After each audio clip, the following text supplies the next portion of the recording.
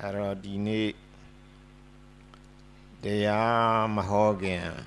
ဝေးထားတဲ့စာရွက်လေးအကြောင်းဝေးထားတဲ့စာရွက်လေး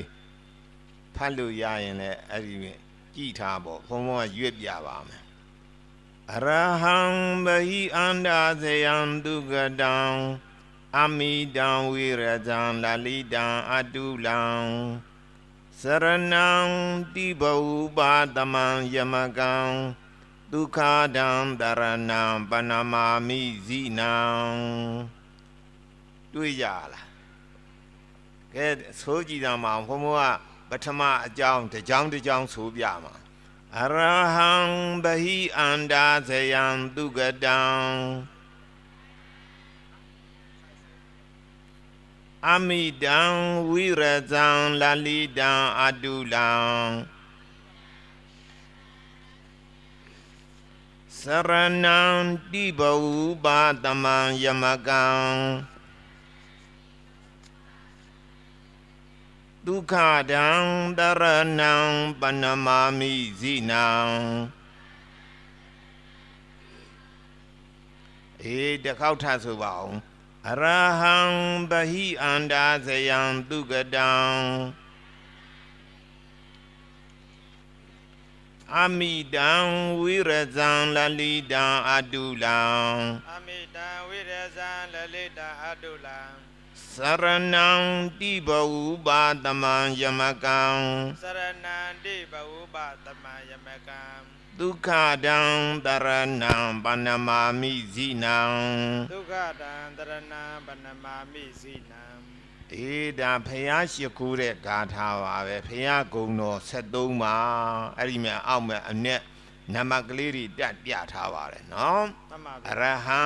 ဆိုတာဂုံတော်တစ်ခုဘဟိအန္တဇယံဆိုတာကဂုံတော်တစ်ခုဒုက္ကတံအရဟံဘဟိအန္တဇယံဒုက္ကတံဒါဒီပထမအကြောင်းဖြင့်ဂုံတော်3ပါပေါ့ပြီးတော့မှဒုတိယအကြောင်းကအမိတံဝိရဇံလလိတံအတုလံဒီကဂုံတော်4ခုအမိတံ4နံပါတ်ဝိရဇံ5နံပါတ်လလိတံ6နံပါတ်ဒုက္ကတံ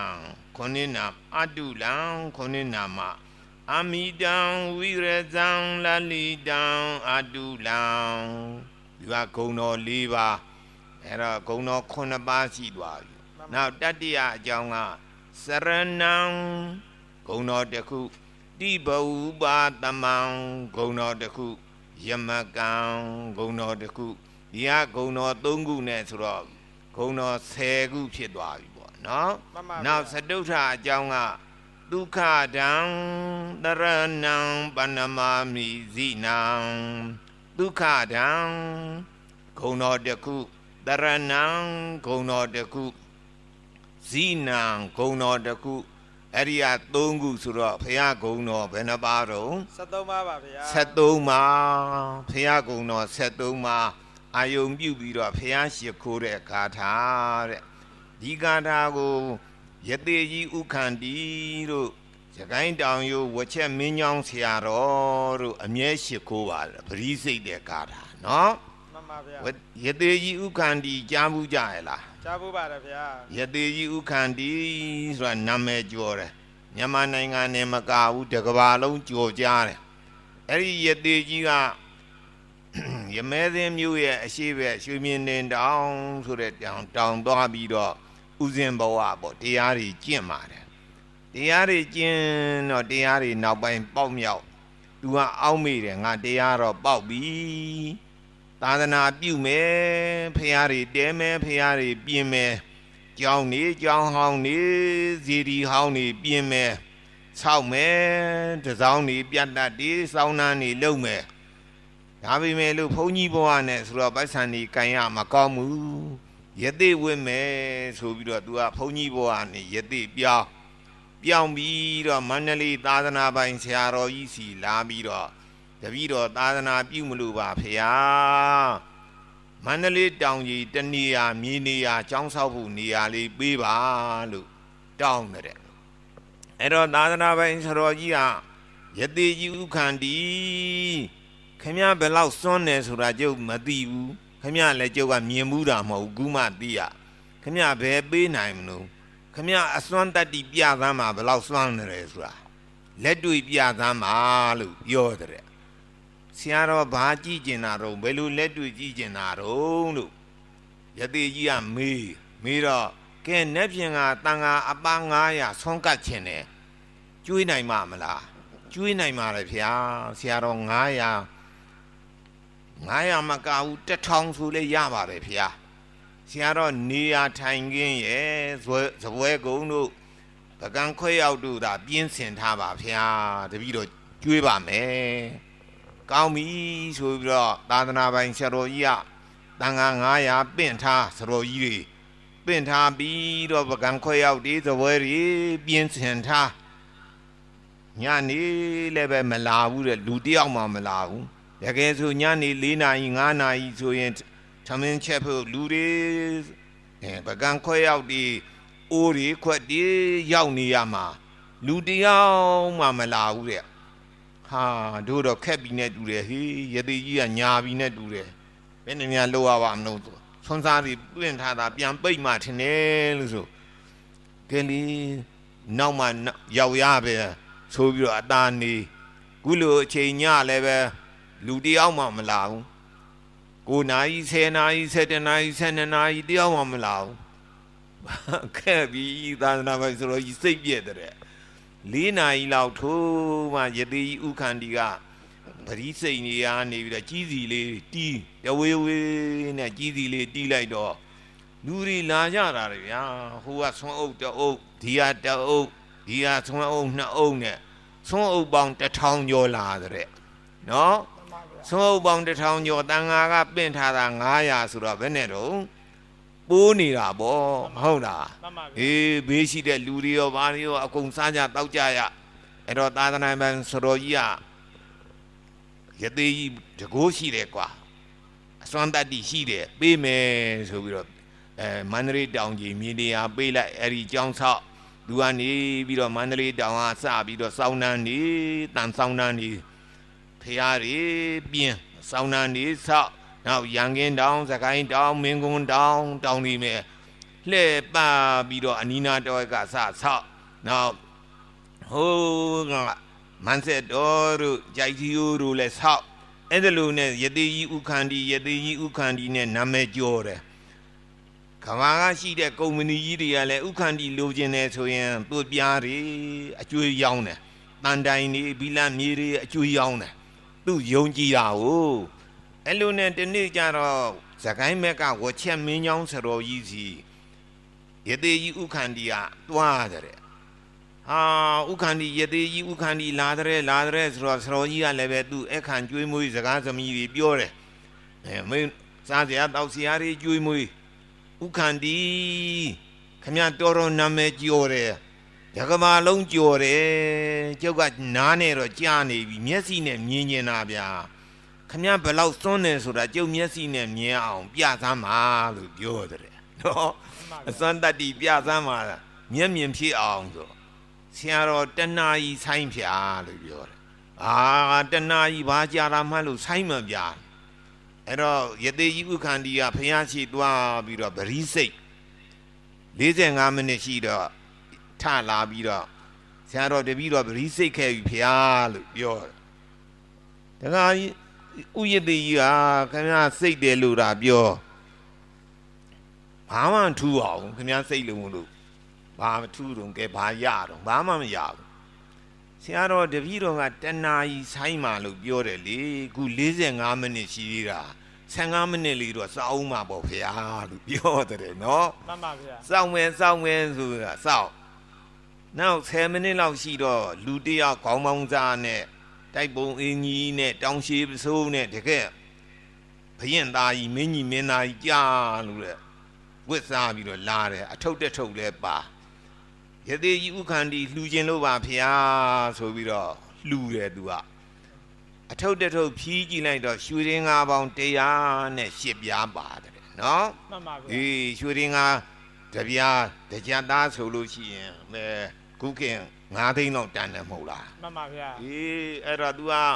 သိန်းပေါင်း900ကျော်လောက်ရပလိုက်တာပေါ့ရလိုက်တော့ကဲဖေဟာတပည့်တော်အစွမ်းဒါပါပဲဆရာတော်တပည့်တော်တခါတလေသာသနာပြုနေလက်ထက်ပတ်စံတပြားမှမရှိဘူးဗျမရှိရင်ဖះရှိသွားဗရီးစိတ်လိုက်တယ်ဆိုလိုချင်တာအကုန်ရဗျကဲဦးရသေးခမည်းကလက်တွေ့ပြတာကျုပ်ကလည်းလက်တွေ့ပြပါမယ်ဗျာဆိုပြီးတော့ဝချက်မင်းကြောင်းစတော်ကြီးကလည်းပဲသွားပြီးတော့ဗရီးစိတ်ပြန်ရောခမည်းလို့ပေါ့ဗျာတဏှာကြီးဆိုင်မျိုးလို့ပြောတယ်သူကလည်းပဲဗရီးစိတ်45မိနစ်ရှိတော့ချလာကဲခမည်းလို့ပဲ15မိနစ်ဆိုင်မြာလို့ဝချက်မင်းကြောင်းစတော်ကြီးစိတ်ပြီးတော့လာအဲ့လိုနဲ့သူကလည်းပဲ15မိနစ်လောက်မထိုးခင်မှာပဲလူ2ယောက်ဟောလို့နှစ်ဖက်အခွာတော့ပေါ့လူနှစ်ဖက်စာလောက်အထုပ်ကြီးတစ်ထုပ်အကြီးကြီးပေါ့အဲ့ဒီအေယာမအထုပ်ကြီးကိုလူ2ယောက်တဘိုးနဲ့ရှေ့တစ်ယောက်နောက်တစ်ယောက်ထမ်းပြီးတော့မနိုင်တဲ့နိုင်နဲ့ထမ်းချလာဝချက်မင်းကြောင်းစတော်ကြီးလှူခြင်းလို့ပါဗျာ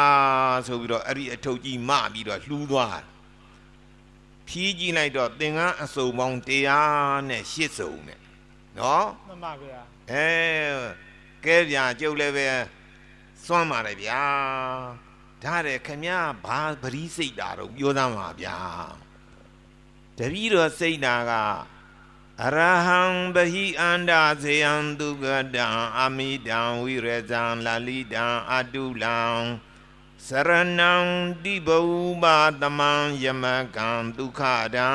တရဏံပဏမာမိဇိနံဒီဂါထာလေးစိတ်တာဗျာလို့ဟာကျုပ်လည်းအဲ့ဒီဂါထာပဲစိတ်တာလို့ပြောတယ်နော်မှန်ပါဗျာယတိကြီးဥခန္တီကလည်းဒီဂါထာပဲဝချက်မင်းကြောင်းဆရာတော်ကလည်းဒီဂါထာပဲလူကျင်နာရတဲ့အိဋ္ဌာတယဒနသိတိဂါထာတဲ့ဒီဂါထာဒီကာထာစိတ်မဲ့ဆိုရင်ခုတရားနာပရိသတ်အပေါင်းသူတော်ကောင်းတို့လည်းလူကျင်တာရပေါ့ဗျာလူကျင်တာရရင်သဘောကျတယ်မဟုတ်လားကျပါတယ်ဗျာအေးကြားလို့ရှိရင်စိတ်ပေါ့သူတို့ကတော့108ခေါက်စိတ်တဲ့အဓိပ္ပာယ်ပေါ့တရားနဲ့8ပြားရွှေရင်ကရတရားနဲ့8စုံသင်္ကန်းအစုံပေါင်းရနော်အဲ့လောက်မလူကျင်မှုဆိုရင်လည်းနည်းပြီးတော့စိတ်တာပေါ့သူ့ရဲ့လူချင်းနဲ့များလူချင်းနဲ့များပြီးတော့စိတ်ကြပေါ့နော်မှန်ပါဗျာဟေးအဲ့ဒါဓနသိတိဂါထာလို့ခေါ်တယ်တစ်ခေါက်ဆိုကြသမ်းပါအောင်အရဟံဘဟိအန္တာဇယံဒုက္ကတံအရဟံဘဟိအန္တာဇယံဒုက္ကတံအမိတံဝိရဇံလလိတံအတုလံအမိတံဝိရဇံလလိတံအတုလံစရဏံတိဘဥပါသမံယမကံစရဏံတိဘဥပါသမံယမကံဒုက္ခဒံတရဏံပဏမာမိဇိနံဒုက္ခဒံတရဏံပဏမာမိဇိနံဒေဂါထာရွေပြီးတော့ပရိစေပြီးတော့နတ်တီပါတွေလည်းအမျှဝေရတယ်နော်ဒီနာရှိတဲ့ပုဂ္ဂိုလ်တွေအမျှဝေနောက်ပိုင်းကျတော့နတ်တီကစောင်းလျှောက်တဲ့သဘောပါပဲခုနကတော့သာသနာပိုင်စရောကြီးစီသွားပြီးတော့ဥက္ကန္တီသွားပရိစိတ်တော့လည်းပဲလူတယောက်မှမလာဘူးထမင်းချက်တဲ့ပြုတ်တဲ့လူတွေတယောက်မှမရှိဘူးဆန်းဈေးဝယ်တဲ့လူတွေလည်းမရှိဘူးဒါပေမဲ့လို့မနေ့ခင်ဆွမ်းအုပ်ပေါင်း1000ကျော်ပို့တယ်ဆိုတာလူတွေဟုတ်ချင်မှဟုတ်မှာပေါ့နော်အေးနတ်ဒီလူအောင်ဆောင်းလာတာဒါမှမဟုတ်လူတွေကိုပူပြီးတော့လာတာလည်းဖြစ်ကောင်းဖြစ်မယ်ပေါ့ခုနကရွှေရင်းကားပြားတရားနဲ့ရှစ်ပြားလာပြီးတော့ပေးတဲ့ပုဂ္ဂိုလ်ကလည်းလူဟုတ်ချင်မှဟုတ်မှာဟုတ်ကလားအေးအဲ့ဒါလို့နောက်ပိုင်းကျတော့ကုသိုလ်ကောင်းမှုပြုပရိစေပြီးတော့အမျှဝေတယ်ဆိုနတ်တီကစောင့်ရှောက်ပါတယ်နတ်တီကစောင့်ရှောက်တယ်တဲ့အဲ့ဒါလိုစောင့်ရှောက်အောင်နေစဉ်ပရိစိတ်သာသနာတော်ဆောင်နတ်တီအမျှဝေလို့တဲ့အိဋ္ဌာတယဓနသိတိဂါထာအတိုင်းသိတိပေါက်ကြပါစေဗျာစိတ်ကြမလားဟေးစိတ်မှပါဗျာအေးစိတ်မှနော်မစိတ်ဘဲနဲ့ဆရာတော်ကနေပြီးတော့မင်းတို့ကောင်းနေရစေ ရပါမလား မရပါဗျာ ဘယ်ရမှာတော့ဟုတ်ကလားမရဘူးအဲ့ဒီနေ့စဉ်အာသေဝနပစ္စည်းလို့ခေါ်တယ်နေ့စဉ်လို့တော့မှအာသေဝနပစ္စည်းတအာသေဝနပစ္စည်းတပြီးတော့နတ်တီကအတိအမှတ်ပြုလာမှလုပ်ငန်းကင်ငန်းအောင်တယ်တဲ့လွယ်တယ်နော်လွယ်တယ်ဘုံဘုံအကြောင်းလေးပြောပါအောင်မယ်အရှင်ဘုရားသူများအကြောင်းကြီးပြောနေအရှင်ဘုရားကဘယ်လောက်စွန့်လို့တော့ဘုရားလို့ဘုံဘုံကိုမေးမဲ့ဆိုရင်နည်းနည်းတော့စွန့်တဲ့အကြောင်းလေးပြောပါမယ်နော်မှန်ပါဗျာဘုံဘုံလည်းနည်းနည်းတော့စွန့်ပါတယ်ပြောပြအောင်မယ်ကြွားတယ်လို့လည်းမအောင်ဘူးပါနဲ့ကြားလားမှန်ပါဗျာဘုံဘုံတို့ဗမော်တိုင်းတဲ့မန္တလေးမယ်ဗမော်ကျောင်း၌ဆိုတာရှိနှစ်ပေါင်း200နီးပါးကြာတော့ကျောင်းကြီးကပြက်ခါနီးအဲ့ဒီကျောင်းမြက်ကြီးပြက်ခါနီးပြိုခါနီးကျောင်းကြီးကိုဘုန်းကြီးကဝင်ပြီးတော့ကျောင်းထိုင်ရပြင်းနေတာပြင်မဲ့တကားကိုမပေါ်ဘူးဒါနဲ့ဘုန်းကြီးတစ်ပါးကဘုန်းကြီးစီလာပြီးတော့ပြောတယ်အရှင်ဘုရားကျောင်းကြီးပြင်ရင်တော့နီးကောင်းတော့ရခဲ့ပြီရှင်ဘုရားလှုပ်ဖို့ပဲလိုတယ်ကဲပြောဖျားဘာလုပ်ရမလဲပဋ္ဌာန်းယူရမယ်ဖျားပြောဘယ်လိုယူရမလဲတနေ့ကို24ခေါက်ပဋ္ဌာန်းပစ္စယနေဒေတာ24ရက်ဇက်တိုက်ယူရမယ်ဖျားအဲ့လိုယူလိုက်လို့ရှိရင်အရှင်ဘုရားတကြောင်ရမယ်တကြောင်နဲ့မကျေနပ်ဘူးဆိုရင်လည်းထပ်ရွတ်ပေါ့ဖျားလို့ပြောတယ်ရှင်များအဲ့ဒါပြောတန်ကြားလားမြင်ဘူးလားလက်တွေ့လားလို့ဆရာတော်ကမေးကြည့်တယ်တပည့်တော်တော့လက်တွေ့မဟုတ်ဘူးဗျာတဲ့ရန်ကုန်မယ်တောင်ဥက္ကလာပငွေကြရန်ကျောင်းတိုက်ဆရာတော်ဥယျဝရလက်တွေ့ပါဗျာတဲ့တပည့်တော်ကလည်းမြင်ခဲ့တဲ့နော်မှန်ပါဗျာငွေကြရန်ကျောင်းတိုက်ဆိုတာကြားဘူးလားကြားဘူးပါတယ်ဗျာအေးတောင်ဥက္ကလာပအဲ့ဒီမိုးကောင်းဖျားနာလေးမယ်အဲ့ဒီငွေကြရန်ဆရာကြီးဖျားတဲ့တနေ့ကို24ခေါက်24ရက်ရွတ်တာကျောင်းတစ်ကျောင်းရတယ်ဖျားကျောင်းတကပေါ်တယ်တကျောင်းနဲ့တော့မဖြစ်သေးဘူးဆိုပြီးတော့နောက်ထပ်24ခေါက်တရက်24ခေါက်24ရက်ဇက်တိုက်ရွတ်နောက်ထပ်ဒုတိယကျောင်းတစ်ကျောင်းပေါ်တယ်တကျောင်းကနေမယ်တကျောင်းကစားချမယ်မရတတ်သေးဘူးဆွမ်းစားကြောင်းလေးလူသေးတယ်ဆိုပြီးတော့နောက်တစ်ခါ24ရက်24ခေါက်စီရွက်တကြောင်ပေါ်တယ်3ကြောင်ဇက်တက်ရတယ်နော်အဲ့ဒါလက်တွေ့ပါဗျာလို့ဆိုတော့ဘုံဘုံကစဉ်းစားတယ်ဟာငါတော့တပည့်တော်ကတော့ဗျာလက်တွေ့ဆိုလဲယုံတော့ယုံပါတယ်တပည့်တော်အချိန်နဲ့မအားပါဘူးတနေ့တစ်ခေါက်တော့ရွတ်မယ်ဗျာလို့ဘုံဘုံကတနေ့တစ်ခေါက်ပဋ္ဌာန်းရွတ်ပါတယ်တနေ့တစ်ခေါက်ပဋ္ဌာန်းရွတ်တာ9နှစ်ကျော်ပါတယ်ကျောင်းတကတရားမှမပေါ်ဘူးနော်စိတ်မပြတ်ပါဘူးဩ तू က24ရက်24ခေါက်ပြောတာငါတစ်ခေါက်ရွတ်တာကိုလို့ပဲအဲ့လိုပဲထားနောက်ဘုံဘုံတို့ဗမောတိုင်သားလေးမယ်ဗမောတိုင်သားလေးမယ်မဟာဗောဓိကမ္မထန်တိုင်ဆိုတာရှိဆရာတက်ကြီးရဲ့ကမ္မထန်နီးပေါ့အဲ့ဒီကျောင်းတိုက်ကသီလရင်ကြီးဒေါ်စိတ်တရာတဲ့ဒေါ်စိတ်တရာကဘုံဘုံစီဆွမ်းလာပင့်တယ်ဘယ်နေ့ဘယ်ရက်ဆွမ်းစားကြွပါဖျားနေဆွမ်းစားဘယ်နှစ်ပါအဲ့လိုပင့်တယ်ကောင်းပါဗျာဒေါ်စိတ်တရာထားတယ်ခင်ဗျာမိမသားဖြစ်နေပြီးတော့တော်တယ်ဗျာယောက်ျားတွေတဲ့တောင်မှတော်နေတယ်ခင်ဗျာသူကမဟာဗောဓိဇေဒီကြီးအိန္ဒိယကဗုဒ္ဓဂါယာကမဟာဗောဓိဇေဒီနဲ့အတူဇေဒီကြီးတဆူတဲတယ်နော်မိမသားဖြစ်နေပြီးတယ်ပြီးပြီးတော့စိန်မှုသူများဖရားတွေစိန်မှုတစ်လုံးတင်သူကစိန်မှု6လုံးတင်တယ်6ဘူးရှင်လို့နာမည်ပေးတယ်အဲ့ဒီတော့ခမညာတော်လိုက်တာဖရားကြီးလည်းပြီးအောင်တီးနိုင်တယ်စိန်မှုလည်း6လုံးတင်နိုင်တယ်နှစ်စဉ်လည်းဖရားပွဲကြီးကျင်းပပူဇော်တယ်အဲ့ဒီတော့ခမညာနီးကောင်းလမ်းကောင်းလေးရှိရင်ကျုပ်ပေးသားမှာဗျာကျုပ်မဲ့ဟိုဟောဒီကြောင်းကြီးပြင်းရင်းနေတာမပြင်းနိုင်လို့ပြောတာ တပည့်တော်မှာကပဋ္ဌာန်းရွတ်ပြီးတော့ဒီဖရာကြီးတည်တာတဲ့သူကပြောတယ်ကျုပ်လည်းပဋ္ဌာန်းရွတ်ပါဗျာ9နှစ်ကိုရှိပေါ့9နှစ်ကိုခုနည်းနည်းကြောလာပြီကျောင်းတကာကုံမပေါ်ဘူးကျုပ်ကျောင်းကြီးပြင်းနေတာအရှင်ဘုရားပဋ္ဌာန်းရွတ်တာကစံချိန်မကိုက်လို့တဲ့နော်ခင်ဗျာပဋ္ဌာန်းရွတ်တာစံချိန်ကိုက်တယ်လို့ရှိသေးလားလို့ဘုံဘုံကမေးရရှိသေးတယ်ဗျာကဲပြောသားမှစံချိန်ကိုက်အောင်ဘယ်လိုရွတ်ရတော့ခုတရားနာပရိသတ်တွေလည်းမှတ်ထားနော်စံချိန်ကိုက်အောင်ပဋ္ဌာန်းရွတ်နီးအဲ့ဒါလူတဲ့ဥစ္စာပြီးအထူးသဖြင့်ကြောင်းကောင်းကန်းကောင်းအိမ်ကောင်းတိုက်ကောင်းမော်တော်ကားကောင်းကောင်းစီးရပြီလို့သာမှတ်ပြီးတော့ပဋ္ဌာန်းရွတ်ပြီဆိုရင်နော်ရှင်ဘုရားကိုရှိလို့လားဗျာဆိုရှိပါဗျာကြောင်းကြီးလည်းရှိကားကြီးလည်းနှစ်စီးရှိဟုတ်လားဘုံဘကျွမ်းတယ်လို့မအောင်မိပါတယ်ကြလားပဋ္ဌာန်းရွတ်စေခြင်းလို့ပြောတာပါနော်အေးကဲဗမာကြီးဒေါ်စိတ်တရာခမပဋ္ဌာန်းရွတ်နီစံရိတ်ကဲအောင်ရွတ်နီပြောစမ်းများဆိုတော့တဏ္ဏမအနေနဲ့တန်တန်ရှင်းရှင်းလေးရွတ်ရတယ်တဲ့တဏ္ဏမဘယ်လိုတဲ့တော့ခန္ဓာကိုယ်ကနန်းစော်မနေစီရဘူးဗျာမျက်နှာတစ်လိုက်လက်တွေချီတွေဆေးလိုက်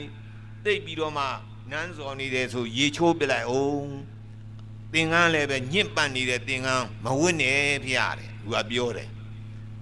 ဘာဖြစ်လို့တော့ဗျာခမရနဲ့ဒီခန္ဓာကိုယ်အပုတ်ကောင်ကြီးပဲပုတ်မှာပေါ့နာမှာပေါ့မဟုတ်သေးဘူးဖျားတယ်ပဋ္ဌာန်းရွတ်ပြီးဆိုရင်နတ်တီမြမာတွေကလာပြီးတော့ပဋ္ဌာန်းနာတယ်ရှင်ဘုရားကနန်းစော်နေတဲ့ညစ်ပတ်ပေးတင်နေဆိုမလာခြင်းဘူးဖျားတယ်သူကလူစော်နန်းနဲ့ဆိုပြီးတော့နော်အဲ့တော့တဏ္ဏမဘာလို့ရမလို့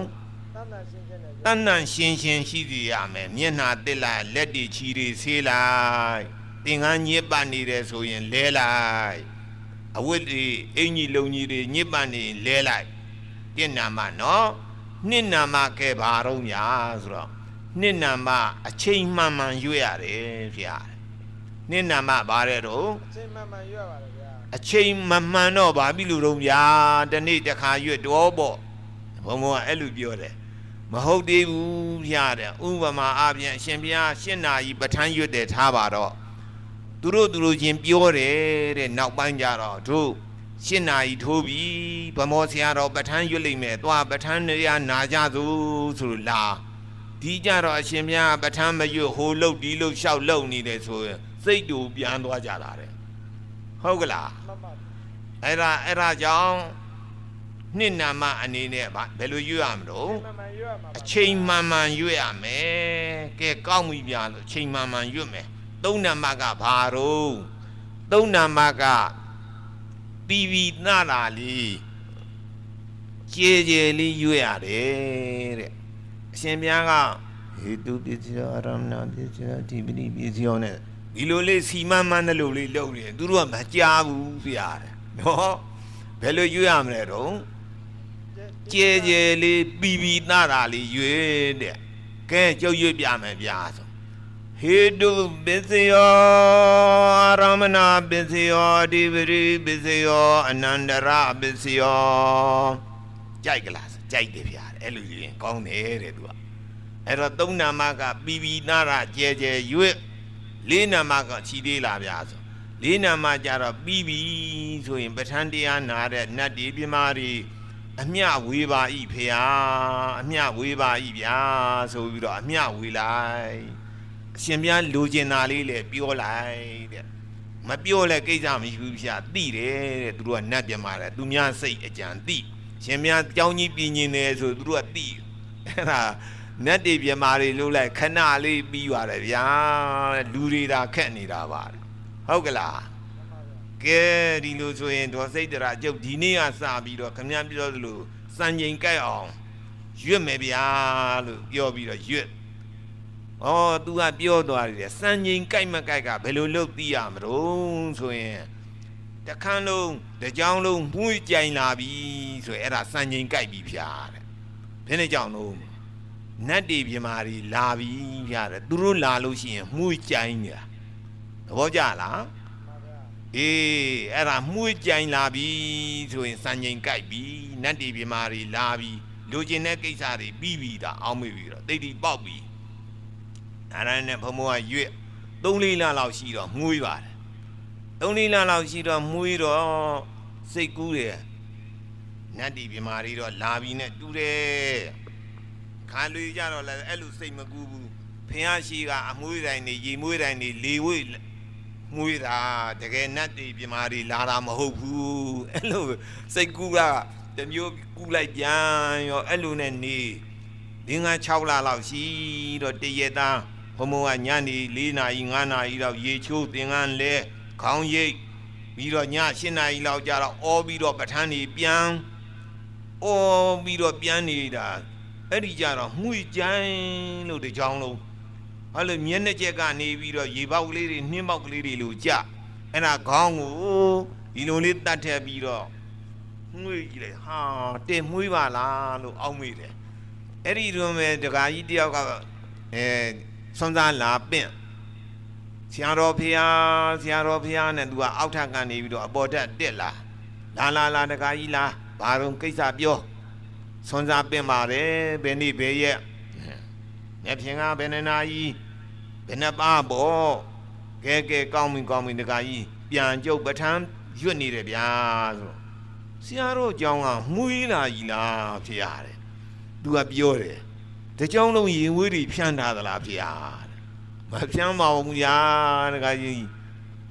မဖြန်းရင်ဆရာတော်ကြည်အောင်ဖះရင်မွေးပလင်းလဲပြီတဲ့သူကစိတ်ကူးနဲ့ပြောတယ်သူကကျုပ်ကြောင့်ရင်မွေးပလင်းကိုမရှိပါဘူးဒကာကြီးလို့မွေးလိုက်တာဖះတဲ့သူကပြောပြီးတော့ဆင်းသွားတယ်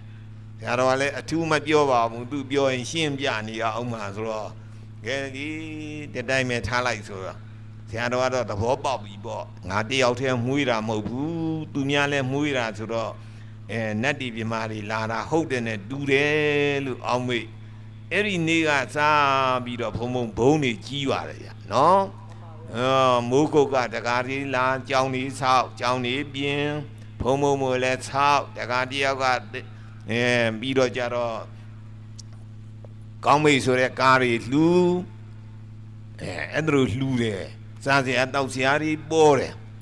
ဘုံကြီးလာတာပေါ့ကျောင်းကြီးကလည်းပြင်ရင်တော့ဘယ်လိုဖြစ်လာတော့ဆိုတော့ကျောင်းကြီးပြင်မှုက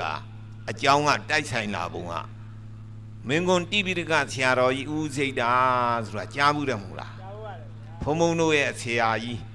ဘုံကအဲ့ဒီသွားပြီးတော့ပိဋက3 ပုံပြန်တဲ့ပုဂ္ဂိုလ်တွေစာ9 နှစ်ခွဲချပေးပါတယ်ဘုံတပည့်ပဲတိပိဋကတရအောင်တာ9 ပါးရှိပါပြီနော်ဘုံချပေးလို့အဲ့ဒါလို့တိပိဋကဆရာတော်ကြီးတစ်ချိန်တော့နေမကောင်းကူဦးတန်းရွှေတို့ဝိကျုပ်ခင်ညွန်းတို့ဦးမောင်အေးတို့ပင့်ပြီးတော့ရန်ကုန်ပင့်ဆေးကုပေးပါတယ်ပျောက်သွားတော့ဆရာတော်ကြီးကဘယ်လိုအမိန့်ရှိတုံးဆိုတော့ဆရာတော်ကိုအမှတ်ရလို့ပေါ့မန္တလေးဗမော်တိုက်ကြီးတော်တော်ပြက်နေပြီဒကာကြီးတို့ပြင်လိုက်ကြလို့ပြောတယ်အဲ့လိုပြောလိုက်တော့သူတို့ကလည်းအားတင်တယ်ပေါ့ဟာဆရာတော်ကြီးကဗမော်ဆရာတော်အတွက်ပြောပြီးတယ်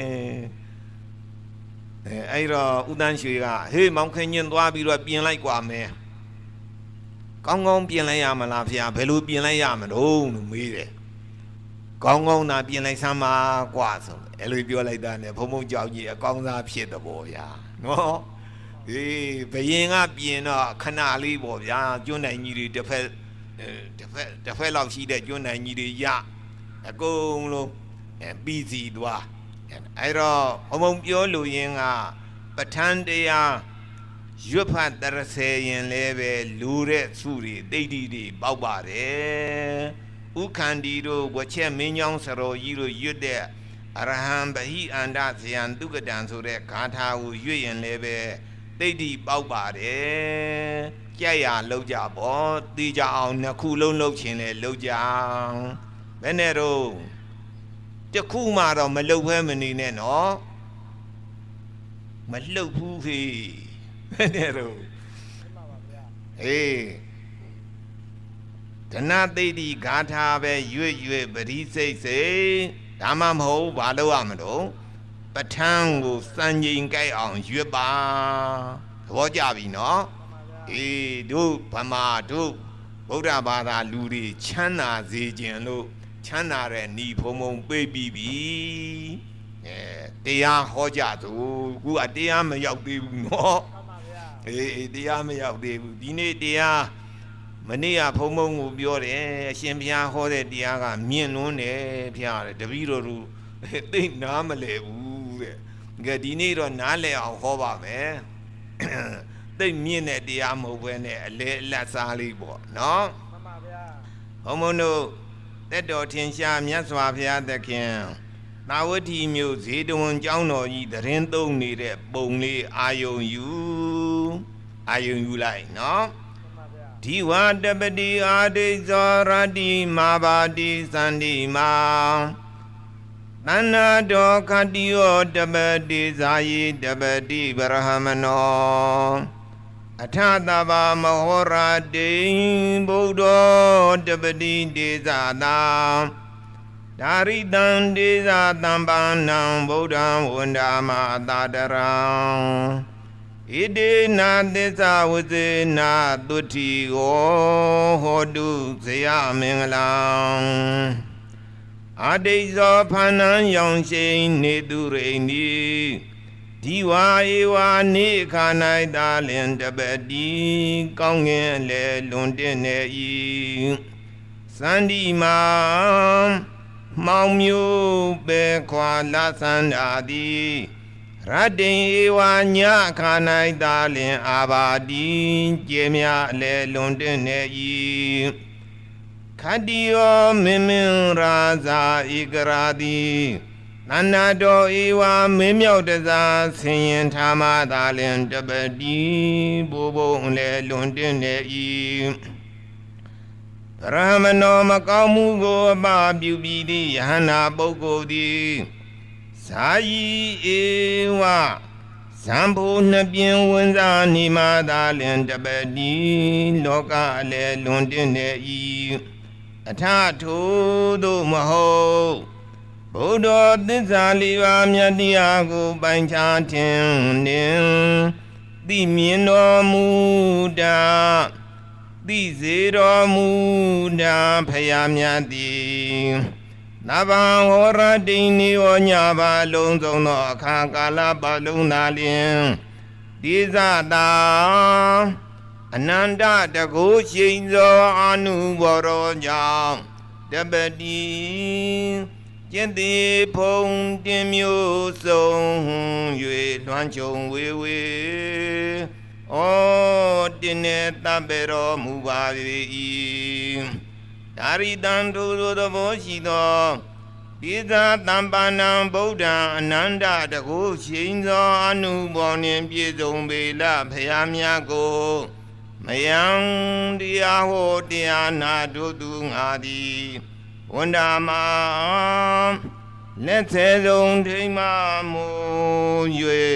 ရှိခိုးကြောကြပါကုန်၏အရှင်ဖျား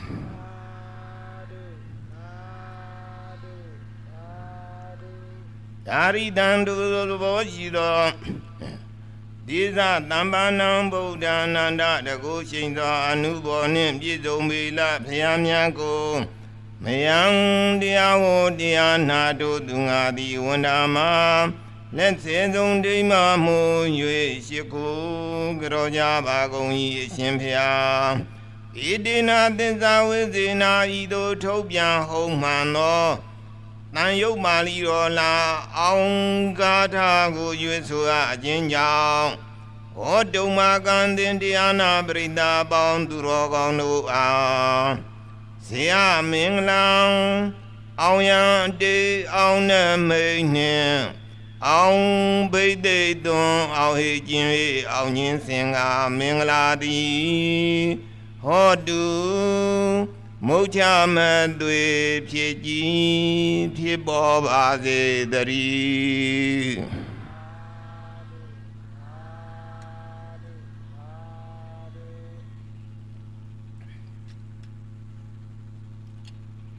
ဟေးမြတ်စွာဘုရားသခင်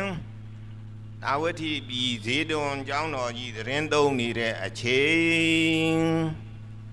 သတင်းသုံးနေတဲ့အချိန်နတ်သားတယောက်လာ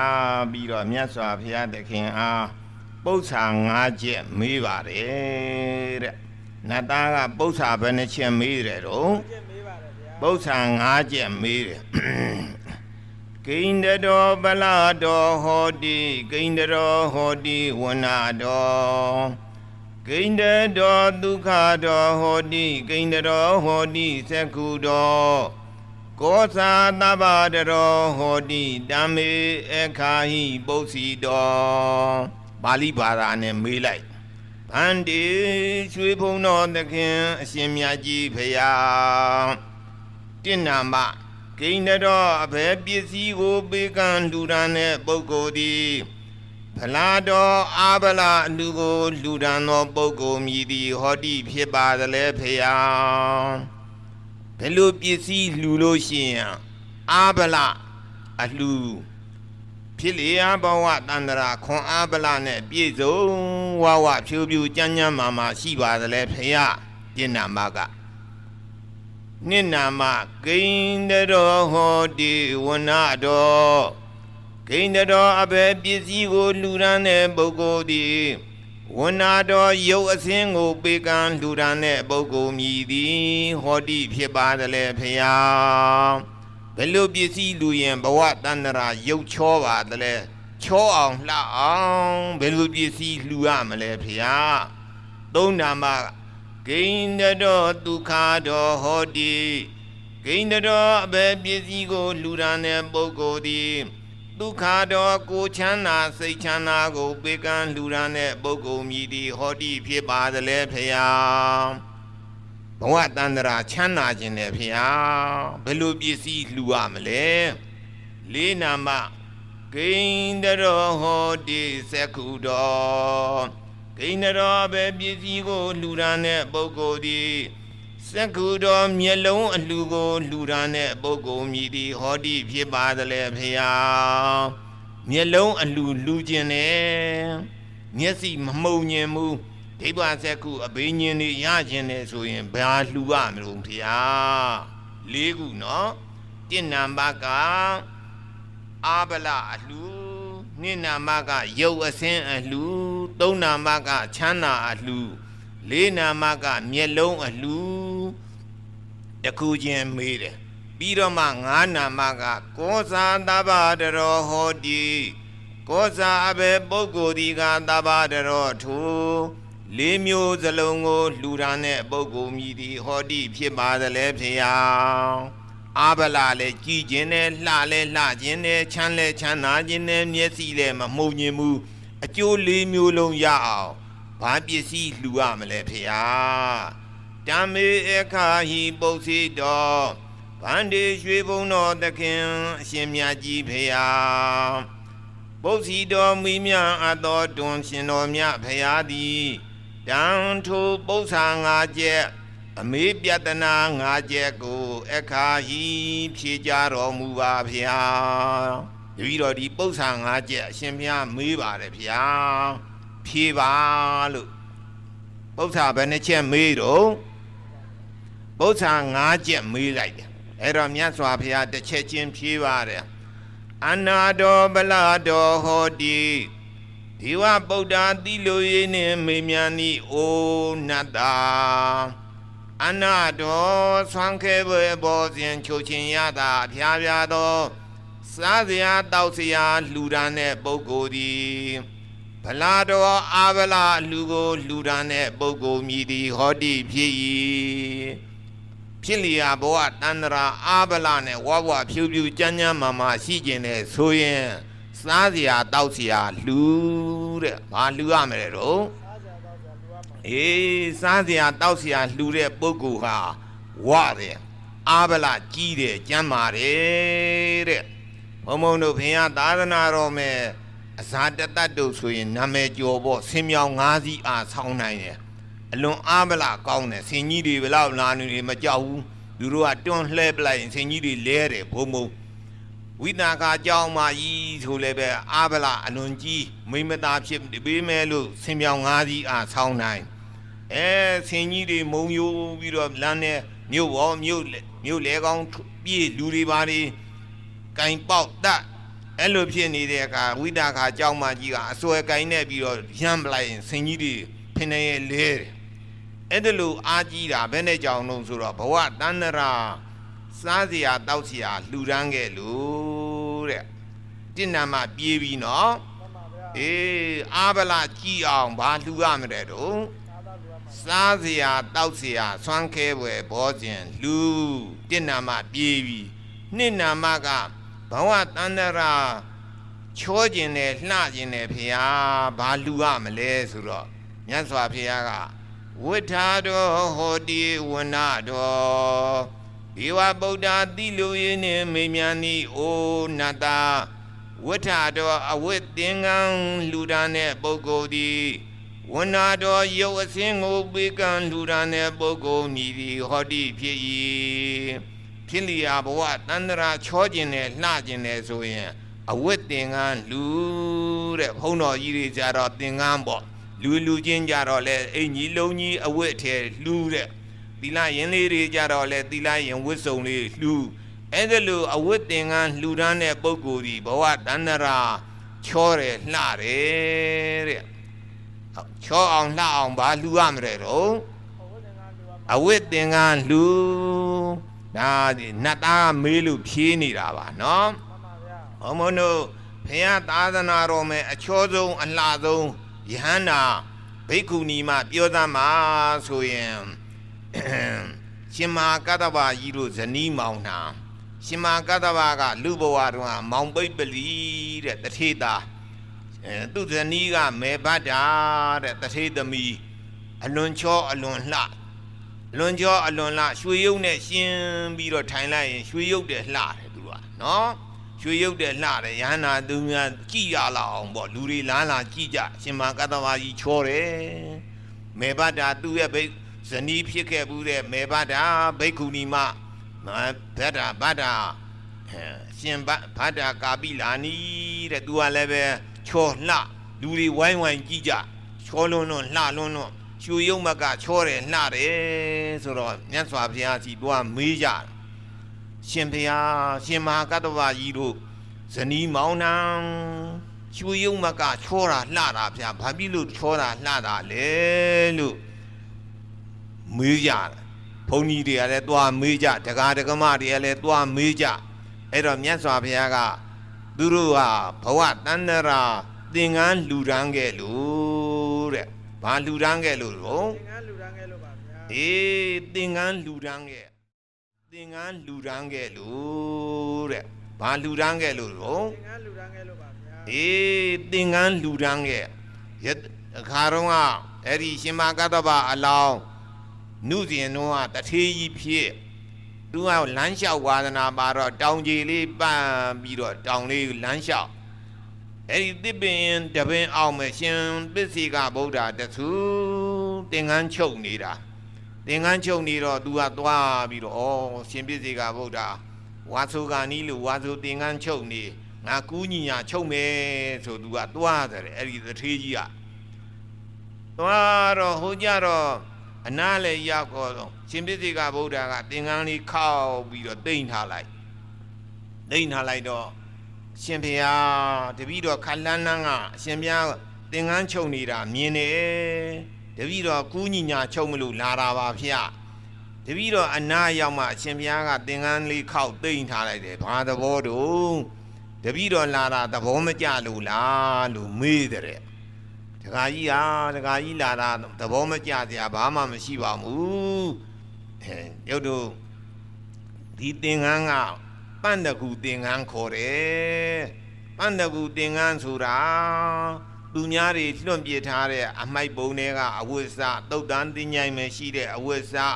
ဈေးဝမယ်သူများတွေပြစ်ထားတဲ့အဝိဇ္ဇအဲ့ဒါတွေကောက်ပြီးတော့မကောင်းတာကကြီးနဲ့ညှပ်ပစ်လိုက်ကောင်းတာလေးချုပ်ထားတဲ့သင်္ကန်းကိုပန္တကူသင်္ကန်းအခုကြည့်ပါဦးဗျာဒီမဲ့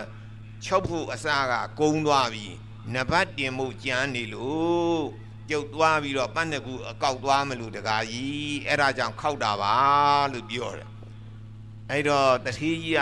သူ့ပခုံးပေါ်တင်းလာတဲ့အပေါ်ယုံအဝတ်ကလေးကိုလှူတယ်အရှင်ဖေဟာဒီလိုဆိုရင်တပည့်တော်ဟောဒီအဝတ်ကလေးလှူပါတယ်ဖေဒီအဝတ်ကလေးနဲ့ပဲနံပါတ်ချုပ်ကြပါစို့တပည့်တော်လည်းကူးချုပ်ပေးမယ်လို့ပြောတော့ရှင်ပိစိကဗုဒ္ဓကတခါကြီးအဝတ်ကကောင်းပါတယ်ဗျာကျုပ်ဥစ္စာကအညံ့သားကြီးအယောင်ကလည်းပဲအဖြူအနီးအကြောင်အကြားမျိုးစုံရဲ့မလှူပါနဲ့ဗျာလို့ပြောတယ်သူကအာနာလို့တပည့်တော်ကုသိုလ်ရအောင်လှူတာပါဗျာရှင်မြတ်အလှူခံမှာတပည့်တော်လည်းကူးညီညာချုပ်ပေးမယ်ဆိုအတင်းသူကလှူတော့အလှူခံကူးညီညာချုပ်ပြီးသွားတော့ထားကြပါစို့ပြီးသွားတော့ဒကာကြီးသင်္ကန်းကတော့ချုပ်လို့ပြီးပြီသင်္ကန်းကချုပ်လို့ပြီးပြီမယ်လို့ဒါမဝတ်ရသေးဘူးမဝတ်ကောင်းသေးဘူးအယောင်တွေကမျိုးစုံဖြစ်နေအဖြူလည်းပါတယ်အနီလည်းပါတယ်အဝါလည်းပါတယ်အကြောင်အကြားအနက်တွေလည်းပါတယ်အဲဒါကြောင့်ဒါတွေကိုသွားပြီးတော့သင်္ကန်းချုပ်ဆိုးအောင်မယ်ဆိုပြီးတော့သင်္ကန်းသွားဆိုးသွားမလို့ကျမဗျာကြွပါလားပေါ့ဒါပေမဲ့လို့တပည့်တော့ဆူတောင်းအောင်မယ်ဆိုသူကဆူတောင်းတဲ့တထေးကြီးကဲဆူတောင်းကကြီးဆိုတပည့်တော့ဒီသင်္ကန်းကူးညီညာချုပ်ရတဲ့ကုသိုလ်ပြီးတော့ကြတော့ဝါဆိုသင်္ကန်းအတွေ့တပည့်တော့အပေါ်ယုံအဝတ်ထည်လေးလှူရတဲ့ကုသိုလ်ကြောင့်ဖြစ်လျာဘဝတန္တရာရွှေရုပ်မကလှပြရစီဖေဟာဟုတ်လားရွှေရုပ်မကလှပြရစီရွှေရုပ်တက်မျှမဟုတ်ဘူးနော်ဘယ်လိုတောင်းလိုက်တာတော့ရွှေရုပ်မကဘူးရွှေရုပ်တဲ့ကိုလှတယ်ရွှေရုပ်မကလှပြရစီဖေဟာဟုတ်ပြီပြီးတော့ဖြစ်လျာဘဝတန္တရာဘယ်တော့မှလူငွဲများမှဖြစ်ပြရစီနဲ့လူချမ်းသာတထေးတကြွယ်မင်းမျိုးစိုးမျိုးအထက်တန်းစားဖြစ်ပြရစီဖေဟာလို့ဆူတောင်းတယ်နော်ကဲပြီးတော့နောက်ဆုံးမြတ်စွာဘုရားနဲ့တွေ့တဲ့အခါမဲ့ဖို့နိဗ္ဗာန်ကိုချမ်းချမ်းသာသာလွယ်ကူကူလင်းများလွယ်လေးနဲ့ယဟန္တာဖြစ်ပြရသည်ဖေဟာလို့ဆူတောင်းတယ်ဟုတ်လားသုံးချက်ဆူတောင်းတယ်တိနာမကရွှေရုပ်မကလှပြရစီနှစ်နာမကတထေးတကြွယ်မျိုးဖြစ်ပြရစီသုံးနာမကပါတယ်တော့မဲ့ဖို့နိဗ္ဗာန်ရတဲ့အခါလွယ်ကူကူချမ်းသာသာအလင်းအမြန်ရပါရစေတချို့ကမဲ့ဖို့နိဗ္ဗာန်ရတာပေါ့ယဟန္တာတော့ဖြစ်တာပေါ့ဒါပေမဲ့လို့သေလူမျိုးပါကျင့်နေတာအဲ့ဒါဆိုမကောင်းဘူးနော်ချမ်းသာတာလွယ်ကူကူလေးနဲ့ရအောင်အဲ့လိုဆိုတော့ရှင်ပိစိကဗုဒ္ဓကတခါကြီးတထေးကြီးလိုတဲ့စုပြည့်စေပြဆိုပြီးတော့ကောင်းငင်ပြန်ကြွတော့တထေးကြီးကလည်းဝင်းတာလို့အိမ်ကိုပြေးပြန်သွားတယ်အိမ်ကြတော့တထေးကတော်ကြီးခေါ်လာစမ်းမအောင်အိမ်ရှင်မရေငါဒီနေ့တော့ကုသိုလ်တွေအများကြီးရခဲ့တယ်ဟဲ့ဆိုပြီးတော့အကျိုးကြောင့်ပြောပြတယ်နင်တာရုခေါ်စမ်းဟာဆိုတာရုခေါ်ခိုင်းကဲဆုလဲတောင်းအောင်ဆိုပြီးတော့တထေးကတော်ကြီးကလည်းခုနဆု၃ချက်တောင်းတယ်ဖြစ်လျာဘဝတန္တရာရွှေရုံမကလှပြရစီဖြစ်လျာဘဝတဏဘယ်တော့မှလူမွဲမဖြစ်ပြရစီနဲ့တထေးတကြွယ်မင်းမျိုးစိုးမျိုးဖြစ်ပြရစီနောက်ဆုံးဘဝဖျားနဲ့တွေ့တဲ့အခါမဲ့ဖို့နိဗ္ဗာန်လွယ်ကူချမ်းသာတာလင်းမြန်ရပါရစီဆုတောင်းအဲ့ဒီလိုဆုတောင်းခဲ့တဲ့အတွက်ကြောင့်မြတ်စွာဘုရားကသူတို့ရှင်မဟာကတ္တဗတို့ဇနီးမောင်နှံဟာဒီဘဝရွှေရုပ်မကလှတာတဲ့ရွှေရုပ်မကလှတာဘယ်သူတုံးဆိုရင်ရှင်မဟာကတ္တဗတို့ဇနီးမောင်နှံဟုတ်ကလားရွှေရုပ်မကလှတယ်နောက်ဆုံးဘဝလည်းတထေးကြီးတွေဖြစ်သုံးလို့မကုန်ဆွဲလို့မကုန်နာနဲ့အောင်ပစ္စည်းတွေပေါ်မဲ့ဖို့နိဗ္ဗာန်ကြတော့လဲခဏလေးပဲရာအဲ့ဒါကြောင့်ဝိထာတော်ဟောတိဝနာတော်ဝိထာတော်အဝိသင်္ကန်းလူရန်တဲ့ပုဂ္ဂိုလ်ဒီဝနာတော်ရုပ်အစင်းကိုပေကံလူရန်တဲ့ပုဂ္ဂိုလ်မြည်သည်ဟောတိဖြစ်၏နှစ်ချက်ပြေးသွားပြီဘဝတန္တရာအာဗလကောင်းခြင်းရင်စားစရာလူဘဝတန္တရာလှခြင်းလို့ရှိရင်အဝိထဲလူသုံးနာမကဘဝတန္တရာချမ်းသာတာရှိခြင်းနဲ့ဆိုရင်ဘာလူရမလဲဆိုတော့မြတ်စွာဘုရားကယာနာတော်ဒုက္ခတော်ဟောတိ ယာနာတော်ယင်ကိုပေးကံလူရန်တဲ့ပုဂ္ဂိုလ်သည်ဒုက္ခတော်ချမ်းသာလူကိုလူရန်တဲ့ပုဂ္ဂိုလ်မြည်သည်ဟောတိဖြစ်၏ဘဝတန္တရာကိုချမ်းသာစိတ်ချမ်းသာရှိခြင်းနဲ့ဆိုရင်ယင်လူတဲ့ဘုံဘုံတပီလေးတယောက်ကဘုံဘုံကိုအခုခေတ်300လောက်တန်တဲ့မော်တော်ကားအကောင်စားလေးလှူပါတယ်နော်အဲ့ဒါလည်းယင်လှူတာပေါ့ပြီးတော့ကြတော့ခုစက်မှုဝင်းကြီးဦးအောင်တောင်းကဘုံဘုံကိုကားတစ်စီးလှူတယ်ဒါလည်းယင်အလှူပေါ့နော်အေးယင်လှူဒါပေမဲ့လို့အထကရာဆရာကြီးကဖွင့်တာကတော့ဖုန်းတော်ကြီးတွေနဲ့တော်တဲ့ယင်ကတော့ထီဖနတ်တောင်ဝေးလို့ဒီလိုဖွင့်ပါဘယ်လိုဖွင့်လိုက်တယ်တော့ထီဖနတ်တောင်ဝေးထီလေးဆောင်းသွားမယ်ဆိုနေဘူးမိုးရွာလုံတယ်ပေါ့ချမ်းသာဖနတ်စီးသွားမယ်ဆိုတကယ်ပလင်ွယ်ဒီစူးညောင်ခလုတ်ဒီတန်ကြုံနေရှိတဲ့နေရာဖနက်ကလေးစီးသွားမယ်ဆိုခြေတော့မစူးမရှဘူးပေါ့ချမ်းသာအဲ့ဒါလို့အလှကံပုဂ္ဂိုလ်တွေချမ်းသာတယ်လို့အလှတကာတွေအလှမတွေလည်းဖြစ်လျာဘဝတန္တရာချမ်းသာတယ်တဲ့ချမ်းသာခြင်းရင်ထီးဖနတ်တောင်ဝေးလူပြေးပြီနော်အေးဘဝတန္တရာချမ်းသာခြင်းရင်ဘာလှူရမလဲတော့ထီးဖနတ်တောင်ဝေးတတ်နိုင်ရင်တော့ယင်ပေါ့ယင်နေလူလဲရင်လှေရင်ယထာရင်ဘာစကားတွေဘာတွေစီးသွားရင်လည်းဘာစကားကလေးလက်မှတ်ဖြတ်ပြီးတော့လူအဲ့လိုလူတာယင်အလူတဲ့3ခုပြေးပြီ4နံပါတ်ဘယ်လိုပစ္စည်းလူရင်မျက်လုံးအလူခေါ်ပါတယ်လေအဲ့ဒါကိုမြတ်စွာဘုရားကဒီပါတော်ဟောတိသက္ခုတော်ဒီဝဗုဒ္ဓတိလူနှင့်မေမြန်းဤအိုနတ်တာဒီပါတော်စီမီဖျောင်းနိုင်မိသည်မိကြောင်းလူရန်တဲ့ပုဂ္ဂိုလ်သည်သက္ခုတော်မျက်လုံးအလူကိုလူရန်တဲ့ပုဂ္ဂိုလ်မြည်သည်ဟောတိဖြစ်၏ဘဝတန္တရာမျက်စိမမှုံညင်ဘူးမျက်မှန်နေပါရီမစွတ်ဖဲနဲ့မြင်ခြင်းနဲ့ဘုံဘုံကူအသက်80ရှိပြီမြင်နေမဟုတ်လားမှန်ပါဗျာအေးအဲ့ဒါဘဝတန္တရာစီမီလေးဖျောင်းနိုင်လေးလှူခဲ့လို့ဖြစ်ကောင်းဖြစ်ပါလိမ့်မယ်နော်မြတ်စွာဘုရားကစီမီဖျောင်းနိုင်မိဒီမိကြောင်းလှူဒန်းရင်ဘဝတန္တရာမျက်လုံးကောင်းတယ်မျက်စိမမှုံဘူးမျက်မှန်နေမစွတ်ရပဲနဲ့မြင်တယ်ဒိဗ္ဗစက္ခုအဘိညာဉ်တွေရတယ်တဲ့အမြင်တတ်အကြားတတ်တွေရအဲ့ဒါလို့အကျိုးရတယ်တဲ့ဘုံဘုံတို့ဘုရားသာသနာတော်မယ်ဘယ်သူလဲဆိုရင်ရှင်အနုရုဒ္ဓမထေရတဲ့ရှင်အနုရုဒ္ဓဆိုတာဘုရားနဲ့ညီကိုတော်တယ်အဲ့ဒီရှင်နုရုဒ္ဓမထေရကနုဇင်တို့ကနုဇင်ဘဝတုန်းကတထေးကြီးဖြစ်ရွှေတကုံဖရာလူဖရာကြီးဘူးလို့ကြိုက်တန်လန်းဖရာတို့လူပေါ့ဥဇိနာဖရာလူဖရာကြီးတဆူဇေဒီကြီးတဆူလှက်ပတ်ပြီးတော့ရှ िख ိုးစိတ်ထဲမှာပေါ်တာကစီမီ1000ပူဇော်ခြင်းနဲ့စိတ်ပေါ်လာတယ်ပေါ်လာတော့သူ့သားတွေသမီးတွေမယားတွေပြောဆွေတွေမျိုးတွေလည်းပြောငါစီမီ1000ပူဇော်မလို့ကွာမင်းတို့ကူကြသားမအောင်အဲ့တော့စီမီဖရာရင်မြင်တော့မယ်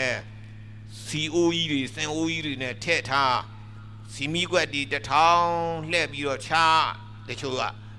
အဲ့ဒီစီမီကွက်ကလေးတဲမဲ့စီတွေလိုက်ဖြည့်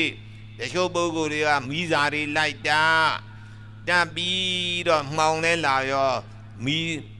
ညှိပြီးတော့ပူဇော်စီမီ1000ပူဇော်စီမီ1000ပူဇော်ပြီးတော့သူကဘယ်လိုဆူတောင်းဆိုတော့ဖရာတပည့်တော်ဒီစီမီ1000ပူဇော်ရတဲ့အကုသိုလ်ကြောင့်ဖြစ်လျာဘဝတန္တရာဘယ်တော့မှမျက်စိမမှုံရစေနဲ့မျက်စိမကမ်းရစေနဲ့ဒိဗ္ဗစက္ခုအဘိညာဉ်လည်းရပါရစေလို့ဆူတောင်းနောက်ဆုံးဘဝဒီဘဝယန္နာဖြစ်တဲ့ဘဝကြတော့အဲ့ဒီစီမီ1000ပူဇော်ခဲ့တဲ့ကုသိုလ်ကြောင့်စัจ java လာ1000ကို तू ကမြင်နိုင်တယ်စัจ java လာဘာမလောက်မြင်နိုင်တော့1000မြင်နိုင်တယ်စัจ java လာ1000အတွင်းမဲ့ရှိတဲ့လူတွေနတ်တွေပြမာတွေတတ္တဝါတွေအားလုံးငါ့ကိုမြင်စေလို့ဆိုပြီးတော့ဇံဝင်စားလိုက်ရင်အကုန်လုံးရှင်နုရုဒ္ဓမထေရကိုမြင်ရတယ်စัจ java လာ1000အတွင်းမဲ့ရှိတဲ့လူတွေနတ်တွေပြမာတွေတတ္တဝါတွေအားလုံးငါဟောတဲ့တရားကြားစေလို့ဆိုရပြီးတော့ဟောလိုက်ရင်ခုလိုမိုက်ခရိုဖုန်းတွေပါတွေ မတက်ဖဲနဲ့အကုန်လုံးစက်ကြဝဠာတစ်ထောင်ကြားအောင်ဟောနိုင်တယ်ဟုတ်လားအေးသဘောကျရဲ့မဟုတ်လားအေးအဲ့တော့စက်ကြစီမီလဲတစ်ထောင်ပူဇော်ခြင်းပူဇော်ကြလိုက်အောင်ပေါ့ဖျောင်းနိုင်ဆိုရင်အထုပ်30လောက်ဆိုရင်ငယ်စီမီတစ်ထောင်ရပါတယ်နော်အထုပ်30လောက်ပူဇော်ကြအတုခိုးရတာပေါ့ရှည်တော့ယဟန္တာအလောင်းနေဖះအလောင်းနေပြုတာအဲ့တော့၄ခုပြေးသွားပြီဝါကျင်လို့ရှိရင်စားစရာလှူလှကျင်လို့ရှိရင်အဝတ်သင်္ကန်းလှူချမ်းသာကျင်လို့ရှိရင်သီးဖနာတောင်ဝေးလှူပြီးတော့မျက်စိမမှုံညင်မှုမျက်လုံးကောင်းညင်တဲ့ဒိဗ္ဗစက္ခုအဘိညာဉ်ရကျင်တဲ့ဆိုရင်စီမီဖျောင်းနိုင်လှူ၄ခုပြေးပြီ5ခုမြောက်ကအဲ့ဒီ၄ခုအကျိုးရအောင်လှူဝရတခုတည်းဘာလှူရမလဲလို့မေးတော့မြတ်စွာဘုရားကသောသာသဗ္ဗတရောဟောတိယောတရာတိဥပတယံယောအကျဉ်ပုဂ္ဂိုလ်ဒီဥပတယံကြောင့်အေယာနေယာကိုတရာတိပေးလူ၏သောထိုကြောင့်အေယာနေယာလှူဒန်းတဲ့အကြောင်းတကားကြောင့်အမတိကားသဗ္ဗတရောအလုံးစုံ၄မျိုးစလုံးကိုလှူဒန်းတဲ့ပုဂ္ဂိုလ်မြည်သည်ဟောတိဖြစ်၏ကြောင်းလှူတဲ့ပုဂ္ဂိုလ်ကတော့၄မျိုးလုံးအကျိုးရတယ်တဲ့ဝါလဲဝါလှလဲလှချမ်းလဲချမ်းသာမျက်စိလဲမမှုံအကျိုး၄မျိုးလုံးရအဲ့တော့ကြောင်းအလှူကအမြတ်ဆုံးပေါ့နော်အေးအဲ့တော့အထက်ကရာဆရာကြီးကဖွင့်တယ်ကြောင်းကဘယ်လောက်ကြီးကြီးလှူရတော့လဲဖေဟာလို့ဆိုတော့ကျောင်းက၄တိုင်ကျောင်းကမ္မထမ်းကျောင်းလေးပဲဖြစ်အဲ့လိုကျောင်းလှူတဲ့ပုဂ္ဂိုလ်ဟာဒီလိုအကျိုးရတယ်လို့ဆိုပါတယ်နော်အေးအဲ့တော့နတ်သားမေးတာအမေး၅ချက်ပြေပြီမြတ်စွာဘုရားကစဉ်းစားတယ်နတ်သားမေးတာတွေကဝကျင်နာလှကျင်နာချမ်းသာကျင်နာမျက်စိမမုံကျင်နာလောကီအကျိုးတွေကြီးနိဗ္ဗာန်မြန်ရအောင်ဘာလှူရမလဲဖေဟာလို့မေးစေကျင်တာတဲ့နော်နတ်သားကလည်းမမေးဘူးမမေးတာနဲ့မြတ်စွာဘုရားအေးမင်းမမေးလဲငါဆက်ဖြေပါမယ်ကွာဆိုတဲ့သဘောပေါ့မေးတာတော့၅ချက်ပဲဖြေတာ6ချက်ဖြစ်သွားတာပေါ့အမတန္တရောဇာသောဟောတိယောဓမ္မမနုသာတတိယောအကျင့်ပုဂ္ဂိုလ်ဒီဓမ္မံတရားစကားကိုအနုသာတတိဆိုဆုံးမဟောကြား၏သောထိုတရားစကားဆိုဆုံးမဟောကြားတဲ့ပုဂ္ဂိုလ်ဒီကအမတန္တရောမသေးသေးနိဗ္ဗာန်အလှကိုပေကံလူဒန်းတဲ့ပုဂ္ဂိုလ်မြည်သည်ဟောတိဖြစ်၏တရားစကားဆိုဆုံးမဟောကြားတဲ့ပုဂ္ဂိုလ်ဘုံဘုံတို့လို့ဓမ္မကတိကပေါ့နော်ပြီးတော့စာသင်တိုက်ကြီးတွေနဲ့စာချနေတဲ့ပုဂ္ဂိုလ်အဲ့ဒီပုဂ္ဂိုလ်တွေကတော့နိဗ္ဗာန်အလှလှူးနေတာတဲ့လူတွေနိဗ္ဗာန်ရအောင်မတရားနိဗ္ဗာန်ရအောင်ဟောပြနေတာပြောပြနေတာဖြစ်တဲ့အတွက်အဲ့တော့ဓမ္မကတိကပုဂ္ဂိုလ်တွေစာကြဆရာတော်တွေကမ္မထမ်းတိုက်ကြီးတီးထောင်ပြီးတော့ကမ္မထမ်းပြနေတဲ့ကမ္မထာနာစရိယာတွေအဲ့ဒီပုဂ္ဂိုလ်တွေဒီနိဗ္ဗာန်အလှလှူတာတဲ့နိဗ္ဗာန်အလှလှူတဲ့ပုဂ္ဂိုလ်ခေါ်တဲ့နိဗ္ဗာန်ကိုမြန်ရခြင်းအဲ့လိုလှူတဲ့တပည့်တော်တို့ကပြောမှမပြောတာပဲစာလည်းမချတတ်ဘူးတရားလည်းမဟောတတ်ဘူးဆိုရင်ပေစာတွေစာအုပ်တွေလှူရတယ်တဲ့ဟုတ်ကလားအေးပေစာတွေစာအုပ်တွေဓမ္မစေတီခေါ်တယ်သူကဓမ္မခန္ဓာပေါင်း8400ဒီစာအုပ်တွေထည့်ထားတာမဟုတ်လားအေးခုဓမ္မခန္ဓာပေါင်း8400စာအုပ်ပါဠိတော်အုပ်ကြီးဆိုရင်40ရှိအထက်ကရာဆိုရင်50အုပ်ရှိဒီကဆို38အုပ်ရှိဘုံဘုံတို့ကအဲ့ဒါတွေကိုအပြန်အလှန်ဖတ်ထားတယ်နော်ပြန်လှန်ကြည့်စာရီမယ်ဘုံဘုံတို့လောက်ကြည်ဘူးတဲ့ပုဂ္ဂိုလ်ချဘူးတဲ့ပုဂ္ဂိုလ်တော်ရှားသွားပါပြီနော်ဒီဘယ်နဲ့ကြောင့်လို့ဆိုတော့ဘုံဘုံတို့ကသတ္ထတန်ခါနာတင်းတော့အစအဆုံးလောက်တာ9နှစ်ခွဲ6နှစ်လောက်ကြာပါတယ်အဲဒီတော့9နှစ်ခွဲ6နှစ်လောက်အတွင်းမဲ့ပါဠိတော်အုပ်ကြီး40ကုံတယ်အထက်ကရာ50အုပ်တီက38အုပ်အကုန်နောက်ကြတော့နောက်ပိုင်းကစာအုပ်ဒီနဲ့ဆိုရင်မကဘူးအဲဒီလောက်စာရီကိုယ်တိုင်လည်းကြည်သူများကိုလည်းချပို့ပေးအဲ့လိုလုပ်တဲ့ဟာ နိဗ္ဗာန်အလှူလှူတာတဲ့ခုတရားဓမ္မတွေကိုတရားနာပရိသတ်အပေါင်းတို့ကစာရီမချနိုင်မှုတရားတွေမပြတ်တတ်ဘူးဆိုရင်ဘာလှူရမလို့စာအုပ်တွေပေးစာတွေလှူပါဓမ္မစီရီထိုက်တယ်နော်ဒါမှမဟုတ်ခုခေတ်ပေါ်နေတဲ့လူစီရီအပြားလေးတွေလည်းရှိတယ်မဟုတ်လားဟောလောက်တပြားတခွေးဆိုရင်ပိဋကသုံးပုံအကုန်ပါတယ်သူကနော်အုပ်ရည်40ဆန့်အဲ့ဒါလေးလှူလိုက်ရင်လည်းပဲဒါနိဗ္ဗာန်အလှူလှူတာနိဗ္ဗာန်အလှူလဲလှူတတ်ပြီစုံပြီမဟုတ်လားအေးစုံတော့ဘဝတန္တရာမှာဝါကျင်နဲ့အာဗလကောင်းကျင်နဲ့ဆိုရင်စားစရာတောက်စရာလှူဟုတ်ကဲ့လားမလားဘဝတန္တရာရွှေရုပ်မကလှကျင်နဲ့ဆိုရင်ဘာလှူရမလို့အဝိသင်္ကန်းလှူဘဝတန္တရာကိုချမ်းသာစိတ်ချမ်းသာရှိခြင်းနဲ့ဆိုရင်ဘာလို့ရမလို့ရင်အလှထီပနာတောင်ဝေလှဟုတ်လားဘောကတန္တရာမျက်စိမမုံညင်မှုမျက်စိမကန်းညင်မှုဒိဗ္ဗစကုအဘိညာဉ်စားတဲ့အဘိညာဉ်တကိုးတွေလိုချင်တဲ့ဆိုရင်ဘာလူရမလို့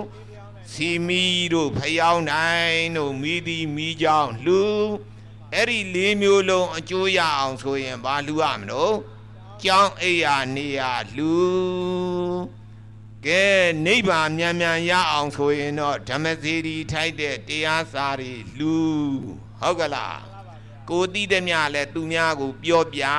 ဟောပြအဲ့ဒါနိဗ္ဗာန်အလှလှူတာတဲ့နိဗ္ဗာန်အလှလှူတာအလှ6မျိုးပြီးပါပြီနော်အလှ6မျိုးပြီးအချိန်ကတော့9နာရီထိုးဖို့10မိနစ်ပါပဲနော်9နာရီထိုးဖို့10မိနစ်10နာရီထိုးက10နာရီမထိုးခင်ကစခဲ့တယ်1နာရီလောက်ဆိုရင်တော်လောက်ပါပြီနော်ဘုံဘုံက1နာရီလောက်ဘာလို့ဟောတယ်လဲဆိုတာပြောဘူးတဲ့တခါပြောဘူးလားရန်ကုန်မြို့မယ်အရှင်သစ်ထီလာဆိုတဲ့ဆရာတော်ကြီးတစ်ပါးရှိအဘိဓိဇမဟာရထဂုရုလည်းရအင်္ဂလန်မယ်သူက12နှစ်ကြာတယ်12နှစ်နေတော့အင်္ဂလန်နေရင်ခေါ်ပြောပွဲတွေသူကလိုက်ပြီးတော့အင်္ဂလိပ်လိုဟောအင်္ဂလိပ်ကြီးအတိုင်းမှာပဲသူကတော့အင်္ဂလိပ်စကားလည်းမှုတ်နေတာတတ်ပါတယ်အဲဒီတော့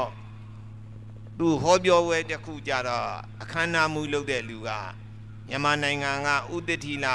45မိနစ်ဟောပါလိမ့်မယ်လို့ပြောတယ်သူကစိတ်တူတာခမည်းဗျာအခမ်းအနားမှုသူများတွေကြတော့45မိနစ်မပါဘူးကြုတ်ကြမှာ45မိနစ်အချိန်တတ်မှတ်တာဘာသဘောလဲအဲ့တော့အခမ်းအနားမှုလုပ်တဲ့လူကပြောပြတယ်ဒီကြံတဲ့လူတွေကဥရောပတိုက်သားတွေခင်ဗျားကအာရှတိုက်သားတွေကအလွန်ရှားရှိတယ်လို့ပြောတယ်သူကနော်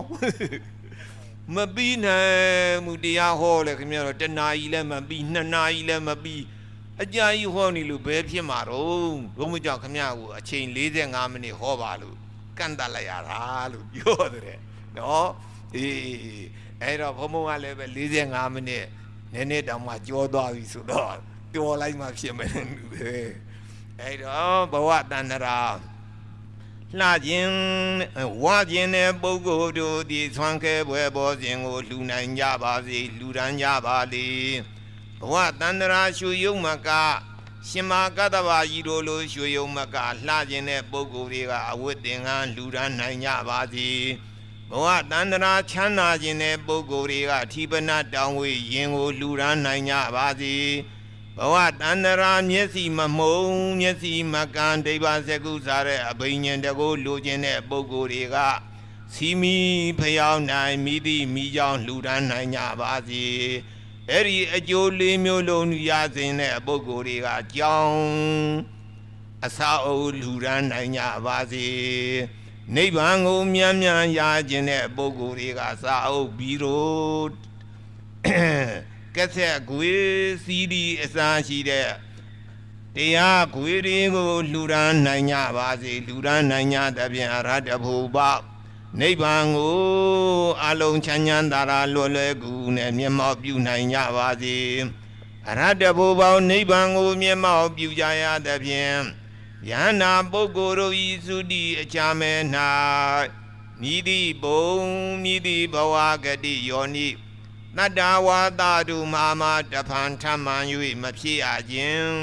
ဆိုတဲ့အနုပါဒနိရောဓအနုပါဒပရိနိဗ္ဗာန်ကိုယ်စီစံနိုင်ကြပါစေအနုပါဒပရိနိဗ္ဗာန်ကိုယ်စီစံညာရသဖြင့်ကမ္မဝကိလေသာဝဝိပါကဝတိဟုသောဝိဒုက္ခခတေတံတရမိတော်မိဘုံကြီးအပိတိုင်ငြိမ်ကြပါစေကုန်သတည်း